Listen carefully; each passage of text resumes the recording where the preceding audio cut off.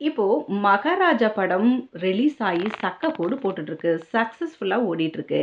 விஜய் சேதுபதிக்கு ரொம்ப நாள் கழிச்சு ஒரு ஹிட் படம் கிடைச்சிருக்கு அப்படின்னே சொல்லலாம். ஆனா இந்த படம் விஜய் ஆண்டனி மிஸ் பண்ண படமாம்.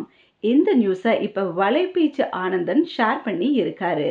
விஜய் சேதுபதி கால் ஷீட் உடனே கிடைக்காததால டைரக்டர் நிகிலன் வெயிட் பண்ணாம விஜய் ஆண்டனிக்கு போய் ஸ்டோரி சொல்லியிருக்கிறாரு. அவரும் கன்ஃபார்ம் பண்ணியிருக்கிறாரு. ஆனா புரொடியூசர் சுகன் கூட ஏற்கனவே டைரக்டர் நிகிலன் சைன் பண்ணி இருக்கிறதால அவரு விடல.